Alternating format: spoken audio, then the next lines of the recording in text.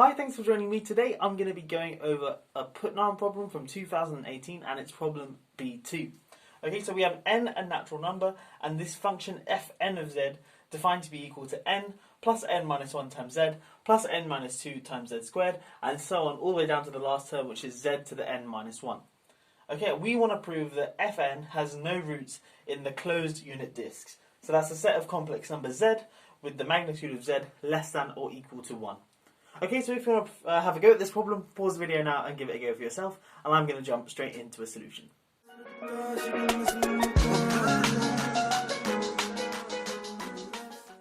Okay, so we want to prove that if z is a root of this function fn of z, then the magnitude of z is strictly greater than 1. Okay, so what we want to do is perhaps write fn of z in terms of something a little bit nicer, and that's not too difficult to do. Let's multiply both sides by z. Now this may seem like a bit of an arbitrary starting point, but remember this thing here looks a bit like a geometric series, but also a little bit arithmetic. But remember, when we're working out the sum of the geometric series, we multiply both sides by z, and then a lot of the middle terms will cancel. So let's do that first and see if something like that happens. So on the left hand side we just get z times fn of z, and on the right hand side, n times z is going to give us nz, but as opposed to writing it there, I'm going to write it here. So we get nz. N minus 1 times z times z. Sorry, n minus 1z times z is n minus 1z squared. And then so on. N minus 2 times z squared will give me n minus 2 times z cubed. And so on. And then the term here is 2z to the n minus 2. So when I multiply that by z, I get 2z to the n minus 1. And then when I do z to the n minus 1 times z, I get z to the n. Just like so. Now what I want to do is subtract line 1 from line 2. So if I do the left hand, so this line minus this line, so I get 1 minus z times fn of z on this side. And on the right hand side, n minus 0 is just n. N minus 1 times z minus nz is just going to give me minus z. N minus 2z squared minus n minus 1z squared is going to give me minus z squared. And in fact, all of these terms here would have a coefficient of minus 1 in. So I get down to z to the n minus 1 minus 2z to the n minus 1, which is minus z to the n minus 1. Then 0 minus z to the n is minus z to the n. Okay, so we get 1 minus z times fn of z equals this thing here. And what I'm going to do first is just multiply both sides by minus 1. So I get z minus 1 times fn of z is equal to z to the n plus z to the n minus 1 plus all the way down to z squared plus z minus n. Now what I'm going to do is bring this to the top of the whiteboard and continue. Okay, now suppose we have a root z0 of fn of z, then certainly it will be a root of this function here. So if I call this thing here gn of z, so if z0 is so that fn of z0 is 0, then certainly gn of z0 will also be 0. But I claim that gn of z, if z0 has magnitude less than or equal to 1, then and fn of z0 is 0, then gn of z0 will tell us something about z0, that in fact it can only take one particular value.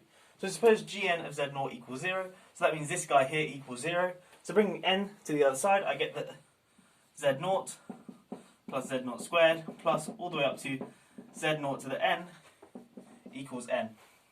Okay, now what I want to do is take the magnitudes of both sides. Okay, obviously n is just a positive integer, so that's just n.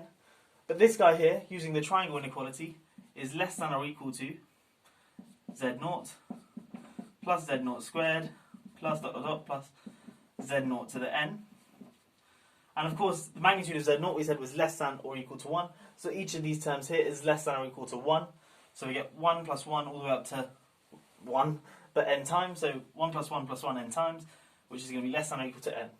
So we've got the n is less than or equal to n. So in particular, equality must hold throughout. So in other words, each of these things here are 1. But that can only occur... Oh, sorry, and each of these things here are 1. So that's only in the case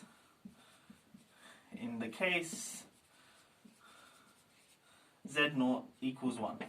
Okay, so if z0 is a root of fn of z with the magnitude of z0 less than or equal to 1, then certainly z0 is a root of gn of z. But because the magnitude of z0 is less than or equal to 1, it follows sort of from this argument that z0 must be 1. Because if z0 is any other complex number with magnitude less than or equal to 1, going from this guy going from this guy to this guy will either be a strict inequality, or going from this guy to this guy will either be a strict inequality. And equality holds only if Z0 is precisely the complex number 1, which just so happens to be a real number as well. Okay. However, I claim that Z0 equals 1 can't be a root of Fn, and that's not too difficult to see if we just go back to the definition of Fn of Z. Okay. So Fn of Z was just n plus n minus 1 times Z plus dot dot dot all the way up to Z to the n minus 1. So of course Fn of 1 then is just n plus n minus 1 plus dot dot dot all the way up to 1, which of course does not equal 0. In particular, that's n times n plus 1 over 2. But it's not 0, and thus 1 is not a root of Fn. So we're done. So that solves the problem. We've proved that Fn has no roots with magnitude less than or equal to 1. And the way we did it was, suppose we had a root of Fn of Z, which had magnitude less than or equal to 1, then it also happens to be a root of Gn of Z. But then, if it's a root of Gn of Z with magnitude less than or equal to 1, it must be the complex number 1. But 1 can't be a root of Fn. And if you're wondering how 1 can be a root of Gn, well, it's because of this guy here, this term in front, the Z minus 1. Because obviously, if I put 1 into that, I get 1 minus 1, which is 0. So I get 0 times Fn of 1. Anyway, that solves today's problem. I hope you have enjoyed the video. If you are new here, please do consider subscribing and checking out some of my other fun maths videos as well. But yeah, that's all for now. I'll catch you in the next one. Have a great day.